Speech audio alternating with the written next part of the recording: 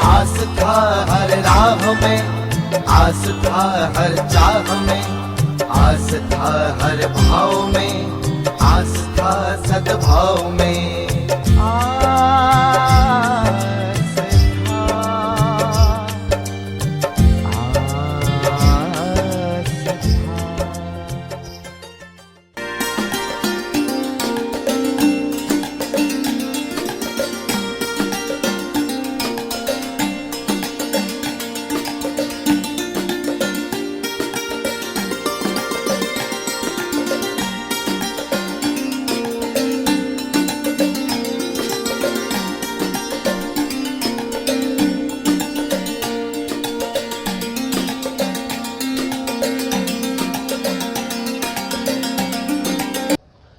नारायणं नमस्कृत्य नरं चैव नरोत्तमं देवीं सरस्वतीं व्यासं ततो जयमुदीरयेत।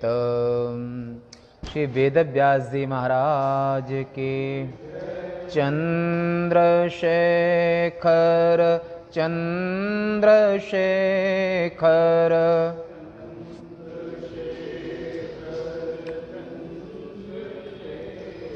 चंद्रशेखर चंद्रशेखर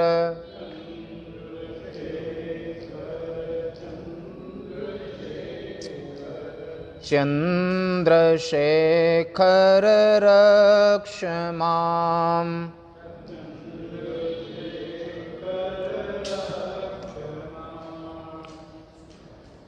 आज 10/8/2020 भाद्र कृष्ण पक्ष सप्तमी सोमवार।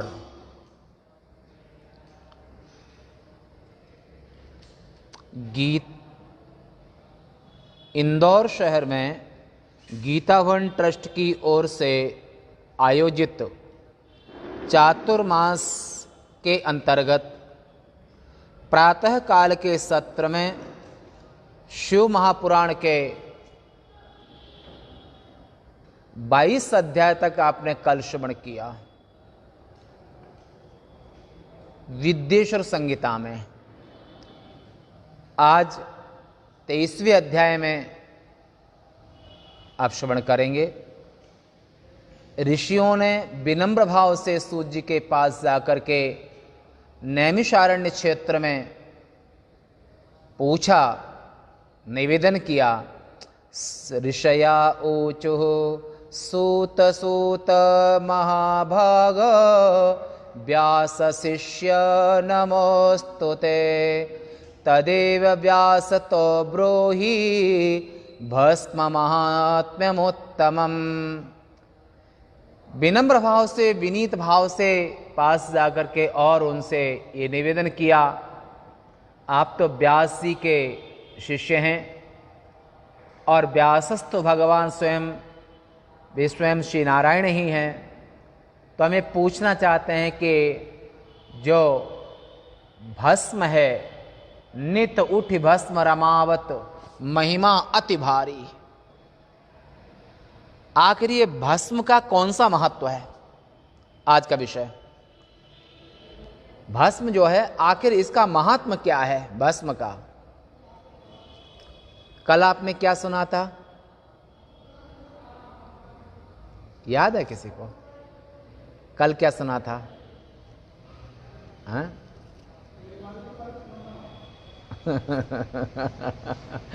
निर्माल्यवी और बिलपत्र के विषय में, पूजन के विषय में, बिलपत्र विषय में ये सुना था।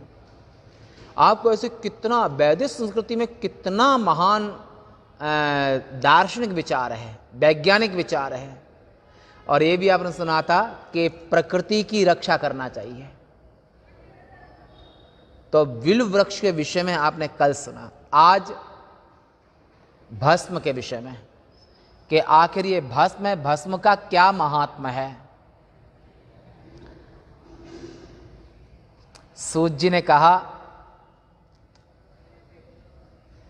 साधु पृष्ठं भवद्भिश्य लोकानां हितकारकं भवन्तो वै महाधन्या पवित्राः कुलभूषणम। हे ब्राह्मणों, हे साधकों, हे शिव भक्तों, आप सब निश्चित ही आपके कुल धन्य हैं। कुलभूषणम, अपने कुल में भूषण के समान है, महान है। जिस कुल में भगवान का भक्त, सत्य का पालन करने वाला पैदा होता है, वो कुल धन्य होता है। एषां चैव शिवा साक्षात् दैवतं परमं शुभम सदा शिव कथा लोके बल्लभा भवतां सदा। साक्षात शिव ही जिसके परम देव हैं, वैसे आप लोगों को सदैव शिव की कथा प्रिय लगती है। भगवान शिव के भक्तों को भगवान शिव की कथा अति प्रिय लगती है। वे लोग धन्य हैं, वे सफल मनोरथ हैं, उन्हीं का देह धारण करना सफल है। उन्होंने अपने कुल का उद्धार किया है, जो शिव जी की उपासना करते हैं, शिव उपासना में रत रहते हैं, भगवान नारायण की उपासना में रत रहते हैं।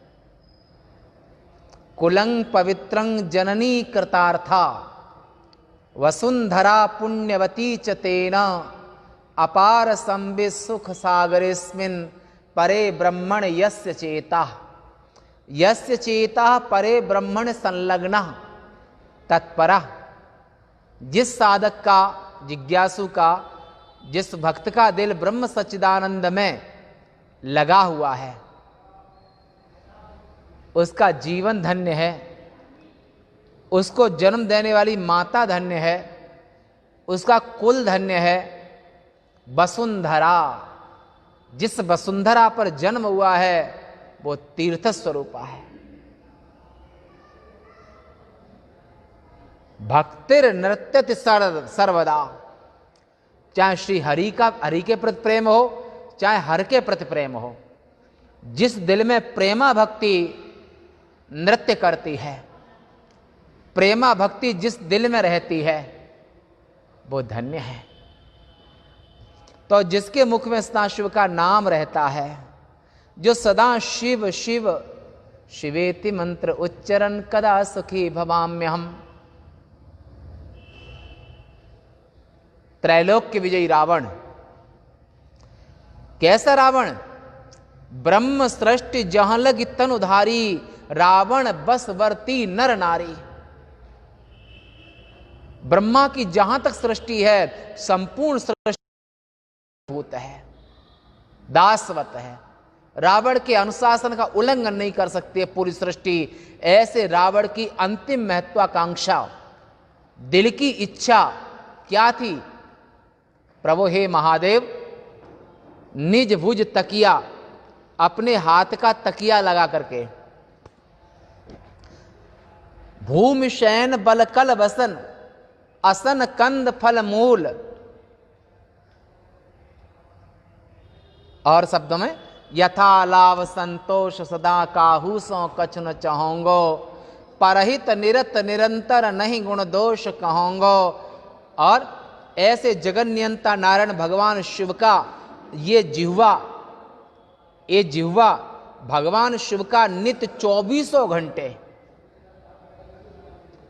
घंटे ये जिह्वा भगवान का शिवेति मंत्र उच्चरण, शिव। और शिव के कारण ही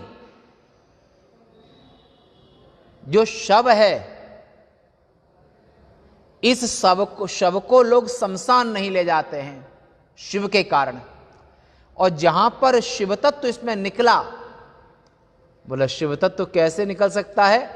तो परमेश्वर के दो रूप हैं, एक कारण ब्रह्म, एक कार्य ब्रह्म। तो भगवान शिव जब सृष्टि करते हैं तो वे जीव बन जाते हैं कार्य ब्रह्म के रूप में। और जीव का उपलक्षण प्राणो ब्रह्म इत्युपासित। महादेव ब्रह्म स्वरूप भगवान शिव ही वे प्राण बन करके और संपूर्ण देहों में प्राण बन करके पूरी सृष्टि का संचालन करते हैं। जीवभूता महाबाहो ययेदं धार्यते जगत।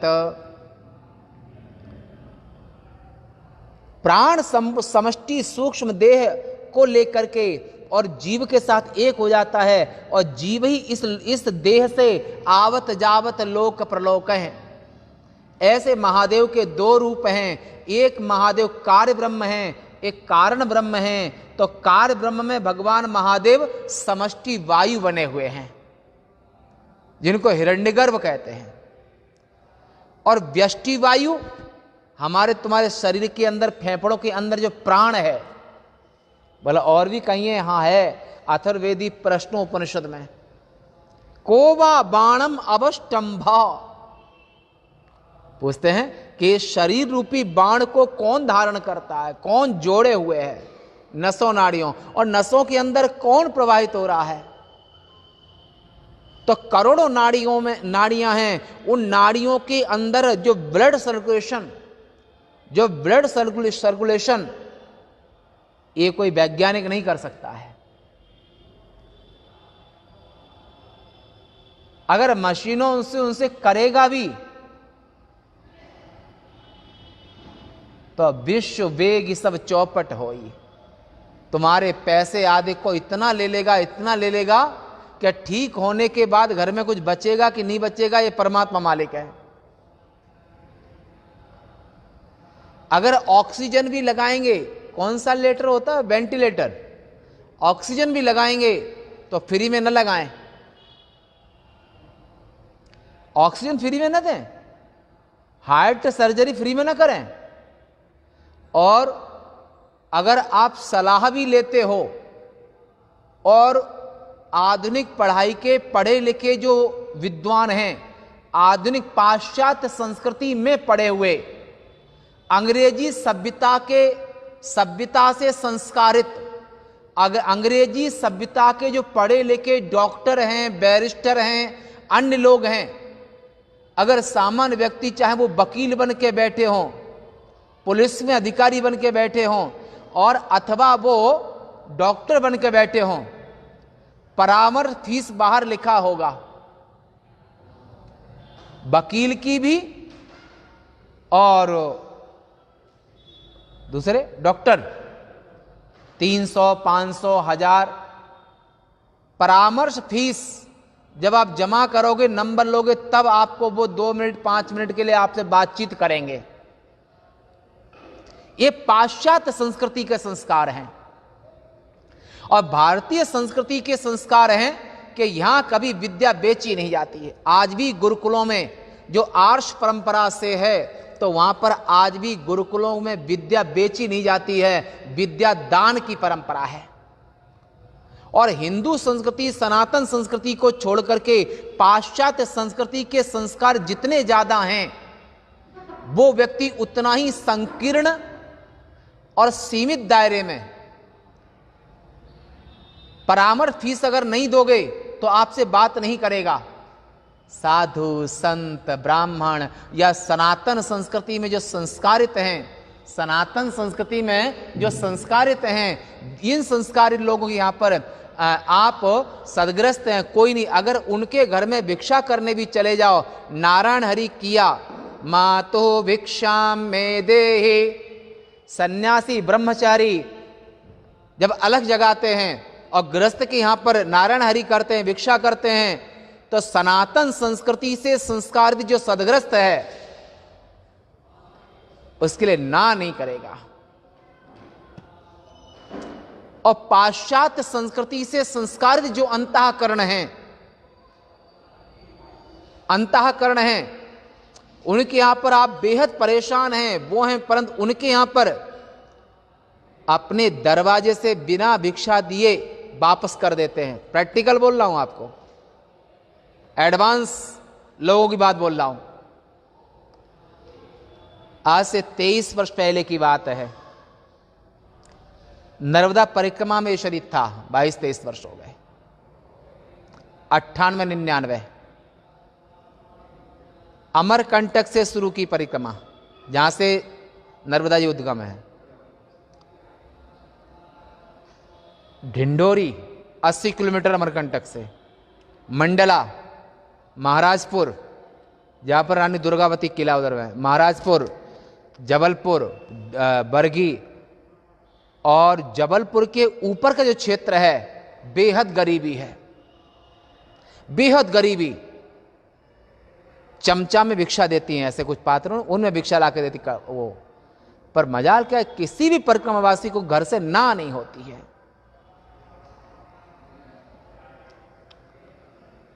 लक्कड़कोट की झाड़ी, सूलपाणेश्वर झाड़ी, बेहद गरीबी। कैसी गरीबी? नहीं कटिपट नहीं पेट अघाई, पाप करत निसिवासर जाहि। वहां पर 2-2 घरों के झोंपड़े का गांव, दशाना, कुली, बोरखेड़ी, ये छोटे छोटे टापरे, उन्हें गांव नाम दे दिया नर्मदा खंड में। परंतु नर्मदा ही उनके लिए सब कुछ है, माता नर्मदा। बरसात पर निर्भर होती उनकी खेती। 6-6 महीने का नमक एक बार में ले आते हैं। कोई साधन नहीं, रोड नहीं, वाहन नहीं, इतनी शिक्षा भी नहीं। और उस काल में भी देखा, वहां के भील लोग हैं वो केवल लंगोटी लगाते हैं, पूरे कपड़े नहीं पहन पाते हैं। इतनी गरीबी भारत देश में ही नहीं है, हर जगह गरीबी है, कि भारत देश कोई विशेष नहीं है, हर देश में गरीबी है। आप ये मत समझना कि अमेरिका कोई धनी है तो वहां कोई गरीबी नहीं है, वहां भी गरीबी है। इंग्लैंड में भी गरीबी है। ऐसा कोई देश नहीं है जहां गरीबी ना हो। हां, कम ज्यादा मात्रा है, कहीं ज्यादा कहीं कम। पर उनके दिलों की बात बताएं, उन भीलों के यहां पर अच्छे अच्छे कुलों से, घरों से हैं, वो धूना की लकड़ी भी ले आएंगे और धूना भी जला देंगे ना, और भिक्षा के लिए किसी को ना नहीं करेंगे। और उनके वो छोड़ के कहीं रुक ही नहीं सकते हो, निरे जंग, वो शेर, चीता, भालू सब जानवर हैं। तो ये भारतीय संस्कृति, भारतीय संस्कृति वसुधैव कुटुंबकम, और परोपकाराय सतांग विभूतया, पर हित में रत जो सदा रहा, पर दुख कातरता, दूसरे के दुख को अपने दुख की तरह एहसास करना। पर यूनिवर्सल ला नहीं है, अच्छे लोग हर जगह पर अच्छे हैं, हर जगह बुरे हैं। यूनिवर्सल ला मत समझ लेना, अच्छाई बुराई सभी जगह पर होती है। पूरे संसार में गुण दोष में विश्व कीन करतार, गुण दोष में सृष्टि है। परंतु फिर भी भारतीय कल्चर, भारतीय संस्कृति, भारतीय और हिंदू संस्कार, ये यहां पर विधर्मी दूसरे धर्म के 1000 हिंदुओं के बीच में अपनी बहन बेटी के साथ में सुरक्षित रह सकता है, पर 1000 विधर्मियों के बीच में एक हिंदू अपनी बहन बेटी के साथ में सुरक्षित रहना इनके ब्लड में है, और ये कभी सुधर नहीं सकते हैं। संस्कृति है, संस्कृति से संस्कार आते हैं, और संस्कारों से अंतःकरण के भाव बनते हैं, मन बनता है, अंतःकरण की वृत्ति बनती है। यहां के मूल में ही सभी का हित छिपा हुआ है, और वहां के मूल में छिपा हुआ है कि इस्लाम को छोड़ करके सब काफिर। ये मोहम्मद साहब कहे गए हैं। तो खैर, तो यहां पर तुलना में एक दार्शनिक विचार में हम ये बात कह रहे हैं। और हम तो सन्यासी के लिए क्या वर्ण, वो तो संपूर्ण मानव जाति के शुभचिंतक होते हैं, और मानवता, वो हर किसी में मानवता चाहते हैं। तो हम मानवता के नाते से तुलना कर रहे हैं, बाकी हमारे तो सभी आत्मा है, सभी से प्रेम हमारा तो है, मानवता के नाते से। तो अगर ये मानवता है कि जियो और जीने दो, मनुष्य का, मनुष्य कहते हैं किसे, मानवता होती है कि जियो और जीने दो, ये मानव होते हैं। देव मानव, तुम्हारा सो तुम्हारा, हमारा भी तुम्हारा। तुम्हारा सो तुम्हारा है, हम तुम्हारे को कुदृष्टि नहीं करेंगे, पर अगर तुम्हें कभी आवश्यकता होती है तो हम तुमको बना के भी खिला देंगे। ये देव मानव। असुर मानव, हमारा सो हमारा, तुम्हारा भी हमारा, ये आसुरी संस्कृति है। आसुरी संस्कृति में ब्राह्मण भी हो सकता है, जैसे रावण, जाति विशेष नहीं है। वैदिक वाङ्मय और जो सनातन धर्म है वो यूनिवर्सल लॉ बोलता है। यहां पर ये नहीं कि ईसाई विशेष, मुसलमान विशेष, ब्राह्मण विशेष, क्षत्रिय विशेष, वो विशेष। आत्मधर्म, मनुष्य अगर मानव देह है तो मानव मात्र का एक दायित्व है, कर्तव्य है कि जियो और जीने दो।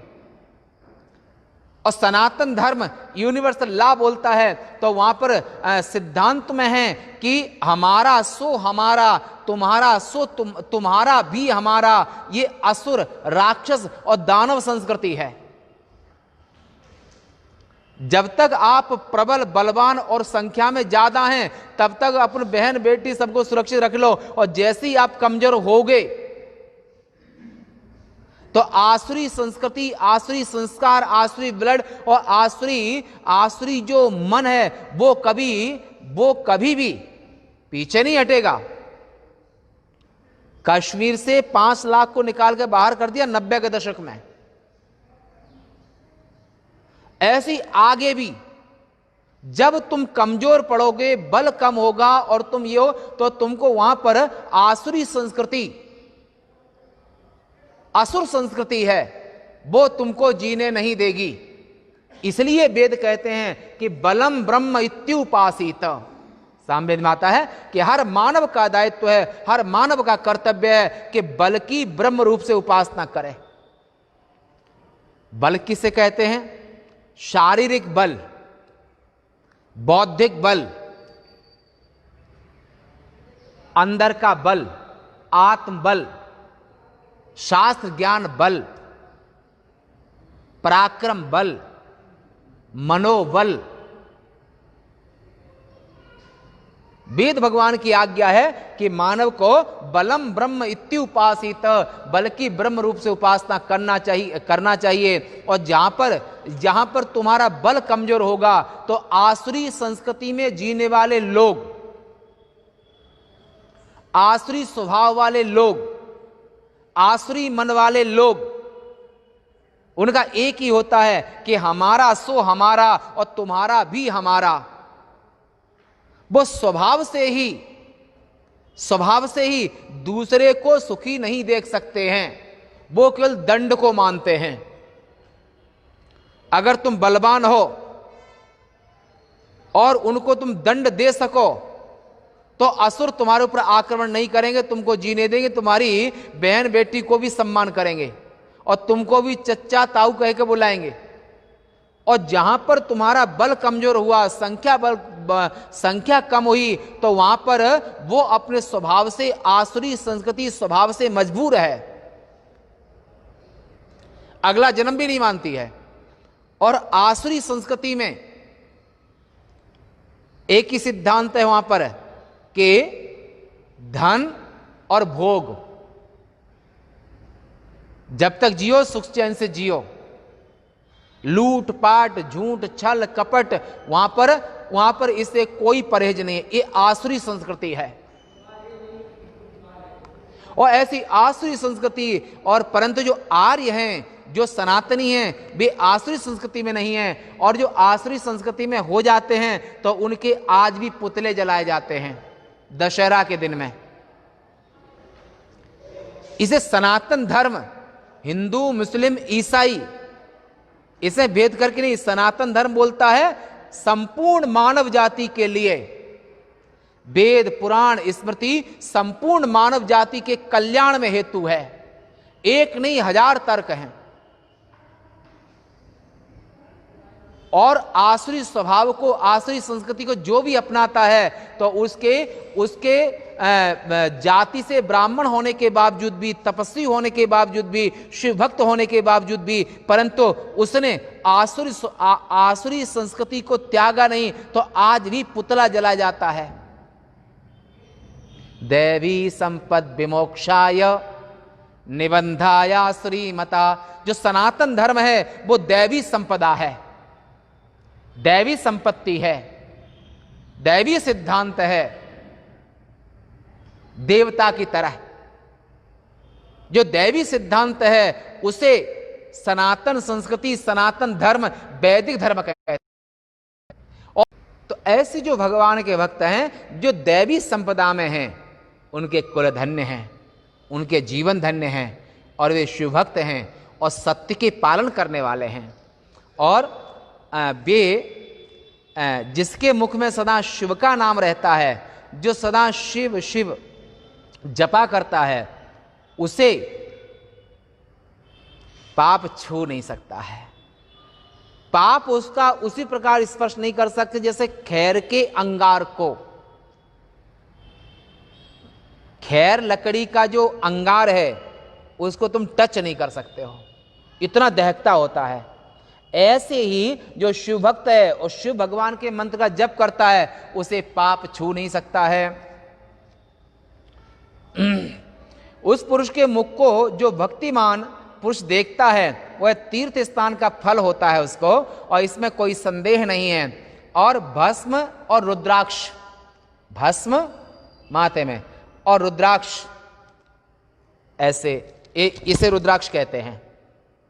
इसकी विशेषता ये होती है कि रुद्राक्ष ये भी काठ, अन्य भी काठ, तो अन्य काठ पानी में डालोगे तो ऊपर आ जाएगा, पर असली रुद्राक्ष पानी में डालोगे तो पत्थर की तरह नीचे चला जाएगा, डूब जाएगा। असली रुद्राक्ष पत्थर की तरह, असली रुद्राक्ष होगा तो पत्थर की तरह, लोहे की तरह पानी में नीचे चला जाएगा, और अन्य लकड़ी पानी में उतर आएगी। तो ऐसे जो रुद्राक्ष धारण करता है और भस्म लगाता है, और शिव नाम, भस्म और रुद्राक्ष, शिव नाम, भस्म और रुद्राक्ष, तो शिव नाम, भस्म तीन हो गए त्रिवेणी।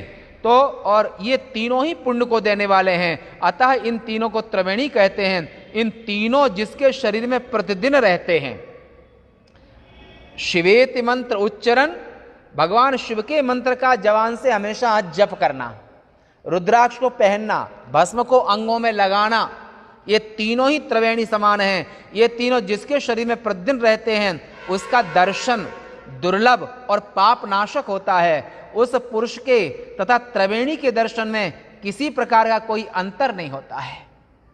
तीर्थराज प्रयाग, ऐसे संत का जब दर्शन करो, भक्त का दर्शन करो, जो रुद्राक्ष पहने हुए हैं, भस्म और भस्म या त्रिपुंड तो लगाए हुए है, तो और भगवान शिव का नाम जो जप रहा है हमेशा, तो ये चलता फिरता प्रयाग है। जो जग जंगम तीर्थ राहो, संत जो हैं वो चलते फिरते प्रयाग होते हैं, चलते फिरते तीर्थराज होते हैं, वे शिवरूप होते हैं।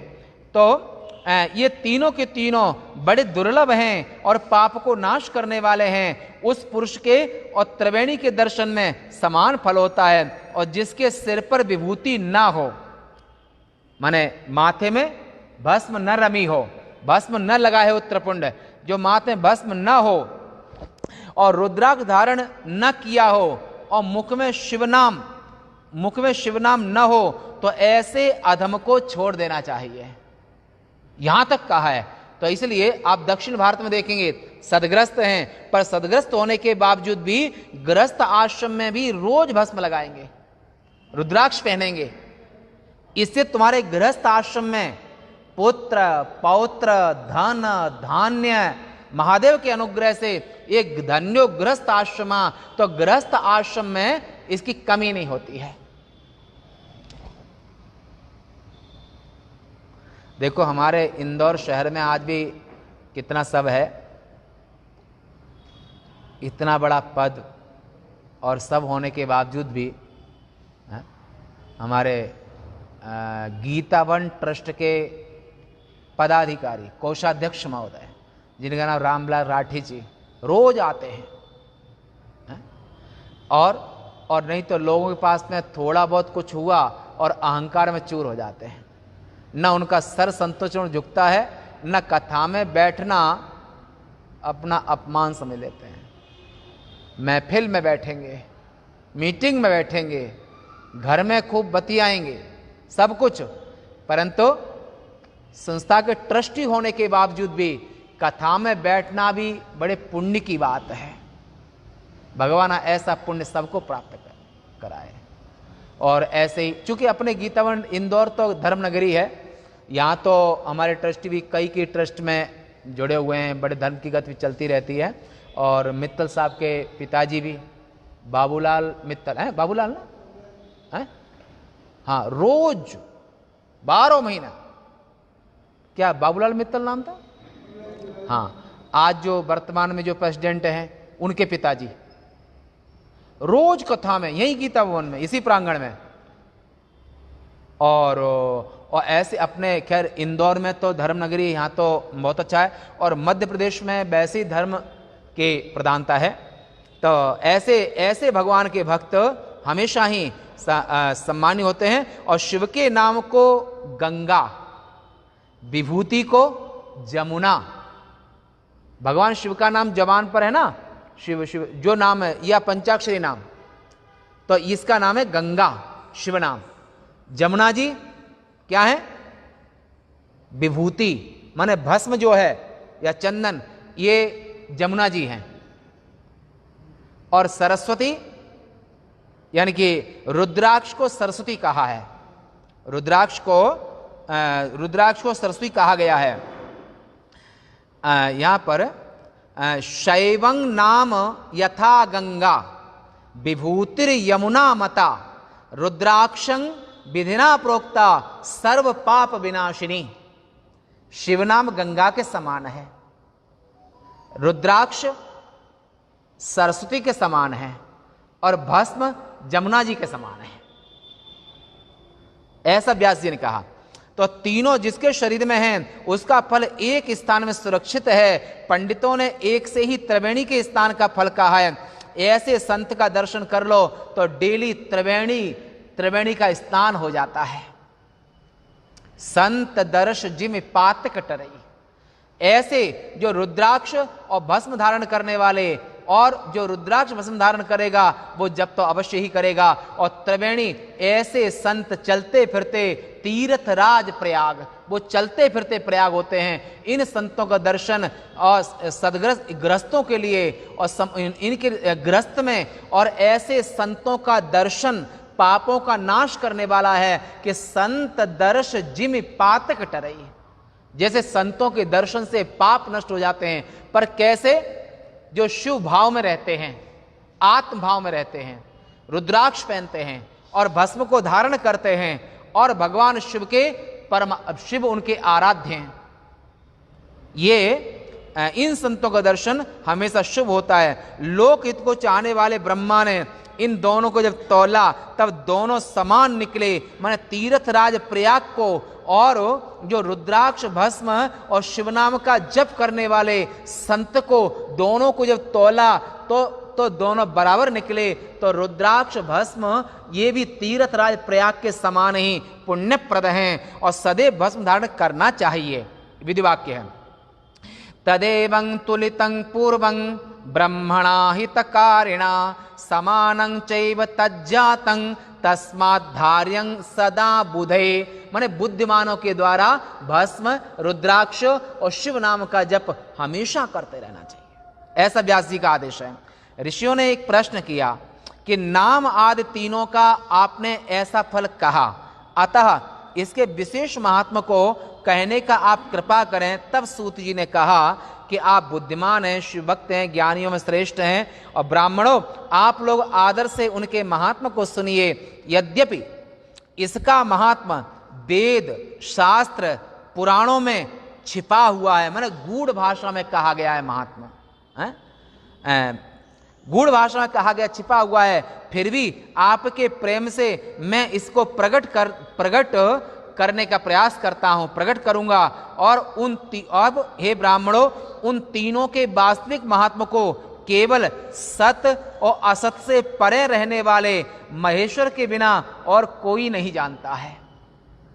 तीनों का भस्म, रुद्राक्ष और शिव नाम के जप का कितना महत्व है। जो सत और असत, यानी कि सत माने सूक्ष्म देह, अपंचीकृत पंच महाभूतों की सृष्टि, और असत माने पांचों जो हमारा तुम्हारा स्थूल देह है, माने पंचीकृत पंच महाभूतों की सृष्टि। और दोनों सृष्टि के जो अधिष्ठान है, ऐसे महादेव के अतिरिक्त पूरा तो केवल महादेव ही जानते हैं। और यही बात गीता में कही है, अर्जुन न सत न असत उच्यते, यही भागवत में कह रहे हैं कि भागवत स्मृतियां ये वेदानुसारी हैं। तो यही बात यहां पर कह रहे हैं कि सद सृष्टि यानी कि अपंचीकृत पंच महाभूतों की तन्मात्रात्मक सृष्टि, शब्द स्पर्श रूप रस गंध, और 5 ज्ञानेंद्रियां, 5 कर्मेंद्रियां, 5 प्राण, मन बुद्धि चित्त अहंकार, ये सूक्ष्म माने सद सृष्टि है। कितने भी हजारों देह निकल जाएं स्थूल, पर सूक्ष्म देह का विनाश नहीं होता है। कब तक? ऋते ज्ञान न मुक्ति, ब्रह्म साक्षात्कार के बिना सूक्ष्म देह का नाश नहीं होता है। और असत माने स्थूल देह, माता पित्रोद्मलोद्भूतम, माता पिता के मल से जो पैदा स्थूल देह है, ये असत सृष्टि है। और वो ये दोनों सृष्टि के अधिष्ठान जो महेश्वर हैं, पूरा तो वही जानते हैं। शिव यह नाम पाप रूपी पहाड़ों को जलाने के लिए दावाग्नि के समान है, जिससे सभी पाप निसंदेह भस्म हो जाते हैं। हे सौनक जी, सभी प्रकार के दुख पापों से उत्पन्न होते हैं। संसार में अगर कोई दुखी है तो इस जन्म का पाप हो, अगले जन्म का पाप हो, 1000 जन्म पहले का पाप हो।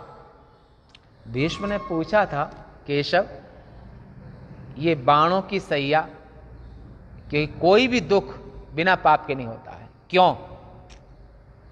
तो बोला ये भी कर्म है। तो बोला 100 जन्म तक हम देख चुके हैं, हमने कोई पाप नहीं किया है। भीष्म ने कहा, बोले इसके आगे और देखो पितामह, आप तो सामर्थ्यवान हैं। तब 100 जन्म के आगे देखा तो उस जन्म में वो राजा थे, अधमरा सांप को लेकर के ऐसे धनुष से छिटक दिया। वो सांप बमूल के या किसी के कांटेदार जो झाड़ी किसान लोग लगा देते हैं, उस पर पड़ गया, और कांटे सांप के शरीर में तड़पते तड़पते उसी में वो मरना पड़ा उसको। वो कर्म बन गया। वो कर्म 100 जन्म के पहले का कर्म था। हां, एक जो भी है, तो वो जन्म का भीष्म को बाण सरसैया मिली कि पुण्य पाप केवल मनुष्य योनि में होता है, अन्य किसी में नहीं। अन्य योनियां भोग योनियां हैं, इसलिए आपका चलना उठना बैठना हर चीज यहां पर पुण्य और पाप करने वाली है। तो ऐसा जो दुख बिना पाप के नहीं, सुख बिना पुण्य के नहीं, तो ये पाप का नाश करता है सही प्रकार का। और शिव का, और ये दुख माने पापों से उत्पन्न होते हैं, और वे एक शिव के नाम से नष्ट हो जाते हैं, इसमें संदेह नहीं है। और वही वैदिक है, वही वैदिक है, वही पुण्यात्मा है, वही धन्य है, वही विद्वान है, जो मनुष्य सदैव शिव नाम के जप में तत्पर है। हे मुनिवर, उन्हें अनेक प्रकार के धर्म तत्काल फल देने वाले होते हैं। अब यहां पर ये मत सोच लेना कि यहां पर केवल शिव भक्ति का ही विशेष बताया। 5 देवों को ईश्वरता प्राप्त है।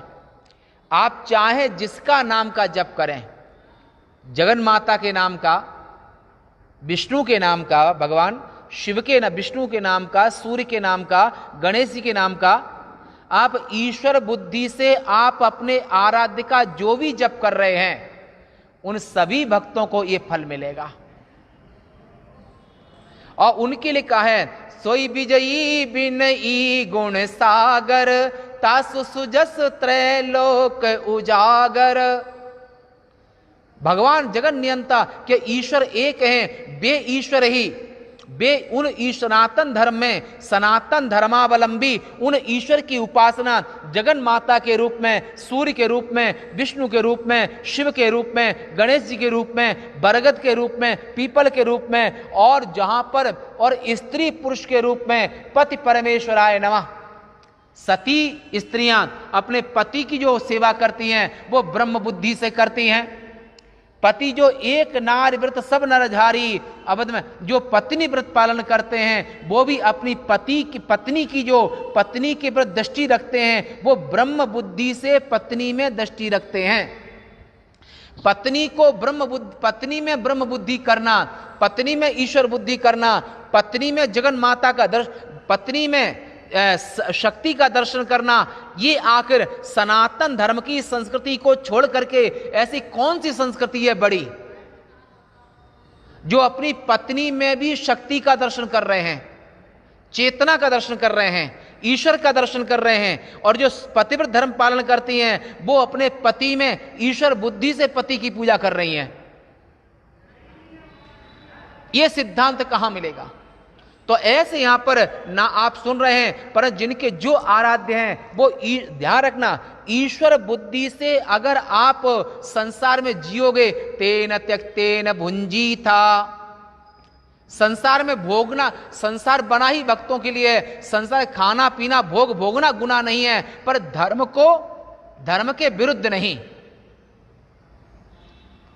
ईशावास्मिदं सर्वम, और ईश्वर का दर्शन करते हुए, जगन नियंता की उपासना करते हुए, और ईश्वर चाहे ईश्वर को आप विष्णु के रूप में, ब्रह्मा के रूप में, शिव के रूप में, गणेश के रूप में, शिवा के रूप में, सूर्य के रूप में, चाहे पति के रूप में, पत्नी के रूप में, बेटे के रूप में, बेटी के रूप में, देश के रूप में, राजा के रूप में, प्रजा के रूप में, अगर तो यहां पर जय ही न पिता जय ही न प्रजा प्रिय प्राण समाना, राजा वही महान होता है जिसको पूरी प्रजा पब्लिक पुत्रवत होती है। ये राजा का धर्म, राजधर्म है। ऐसी संस्कृति, उदार संस्कृति कहां मिलेगी? ये महान संस्कृति है। तो ऐसे हे मुनिवर, जितने पापों का विनाश शिव नाम का स्मरण करने से हो सकता है, संसार में उतने पाप मनुष्य कर ही नहीं सकता है। हे मुनिवर, शिव नाम के जप से शीघ्र ही ब्रह्म हत्या आदि पापों की राशि का नाश हो जाता है। शिव नाम रूपी नाव को लेकर के जो संसार को पार करते हैं, उनके संसार संबंधी समस्त पाप निसंदेह नष्ट हो जाते हैं। हे मुनिवर, संसार से संबंधित सभी पापों का विनाश करने के लिए शिव नाम रूपी कुठार समर्थ है। कुठार मतलब कुल्हाड़ी, फरसा उसका नाम है। पाप रूपी दावानल से पीड़ित पुरुषों को शिव नाम रूपी अमृत का पान करना ही चाहिए। पाप रूपी दावानल से तपे हुए पुरुषों को शिव नाम के बिना कहीं भी शांति नहीं मिल सकती है। शिव इस नाम की अमृत धारा से भीगे हुए जो भक्त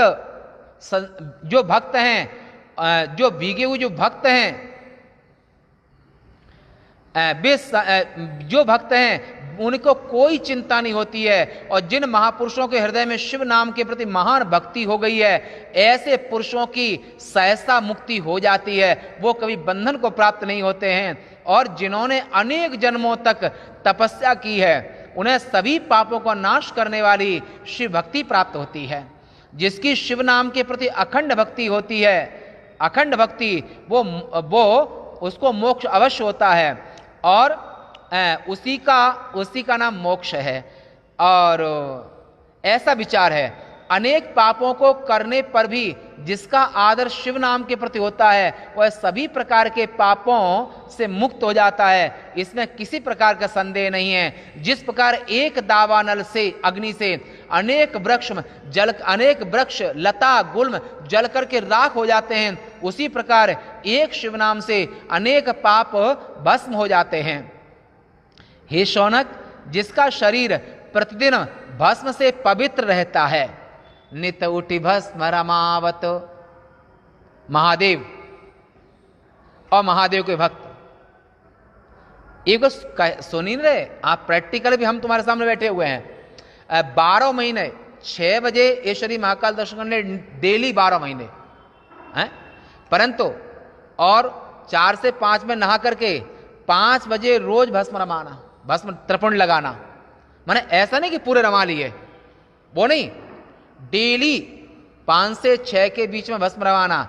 ऐसा संतों का अभी भी जीवन है, अखाड़े में भी है, घरों में भी है, चाहे गृहस्थ संत हो या विरक्त संत हो। दक्षिण भारत में गृहस्थ में माताएं भी भस्म लगाती हैं, त्रिपुंड, पुरुष भी लगाते हैं।